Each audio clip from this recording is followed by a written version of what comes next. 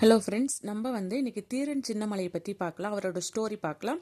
அவரோட காலம்னு பார்த்தோம்னா 1800 டு 1805 வரைக்கும் இருக்குது. இவர் எந்த மாவட்டத்தில் இருந்தார் அப்படின்னு பார்த்தோம்னா கொங்கு நாடு அப்படிங்கும்போது அப்போதைய ஈரோடு, சேலம், கோவை இந்த 3 பகுதிகளை சேர்ந்தது தான் கொங்கு நாடுன்னு சொல்லுவாங்க. அதில் ஈரோட்டில் வாழ்ந்தவர் தான் தீரன் சின்னமலை. இவர் இளைஞர்கள் கூட சேர்ந்துட்டு போர் புரியறது, அதுக்கப்புறம் அவங்க கூட சிலம்பம் இந்த மாதிரி வீர விளையாட்டுகள்லாம் ஈடுபட்டு கொண்டிருந்தார்.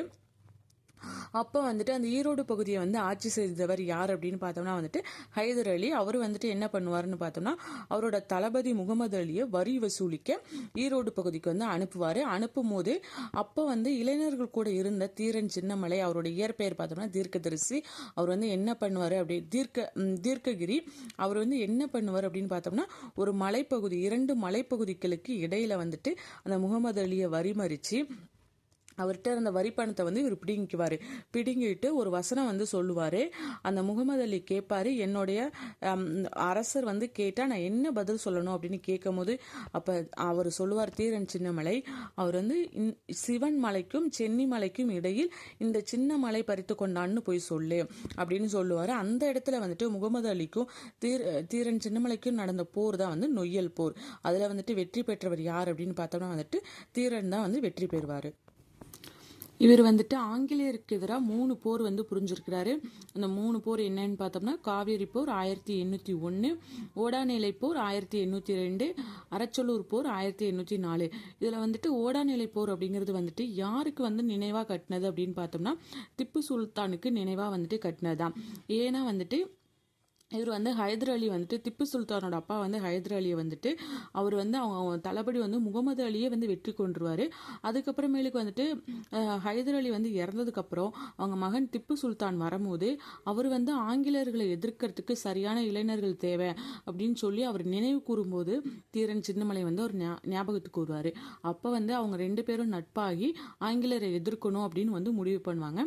அப்போ திப்பு சுல்தான் இறந்ததுக்கப்புறம் அவருடைய நினைவாக அவர் ஒரு கோட்டை கட்டுவார்.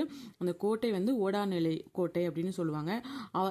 அவரோட நினைவா அந்த இடத்துல நடந்த போர் தான் ஓடாநிலை போர்னு சொல்லுவாங்க.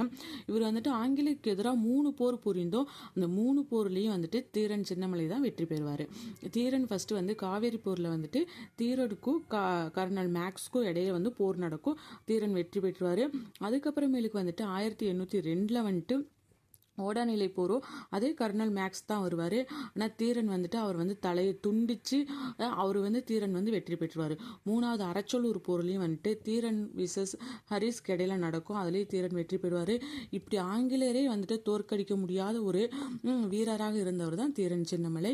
ஆனால் 1805 ஜூலை 31 அன்னைக்கு அவருடைய சமையல்காரன் நல்லப்பண்ணால காட்டி கொடுக்கப்பட்டு அவர் தூக்கிலிடப்படுவார். இவர் எங்கே தூக்கிலிடப்படுவார் அப்படின்னு பார்த்தோம்னா சங்ககிரி கோட்டையில தூக்கிலிடப்படுவார். சங்ககிரி சேலம் மாவட்டத்தில் இருக்கு.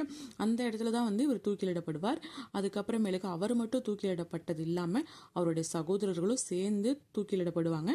சங்ககிரி கோட்டையில அங்கே அவருக்கு ஒரு நினைவு மண்டபம் இருக்குது.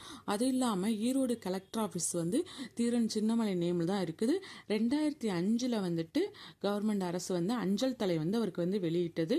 அதுக்கப்புறமேலுக்கு அவரோட நினைவு மண்டபம் ஓடாநிலை அந்த இடத்துல தமிழ்நாடு அரசு அவருக்கு ஒரு நினைவு மண்டபம் அமைச்சிருக்காங்க. இதான் தீரன் சின்னமலை பற்றியான ஒரு ஸ்டோரி ஃப்ரெண்ட்ஸ். தேங்க்யூ.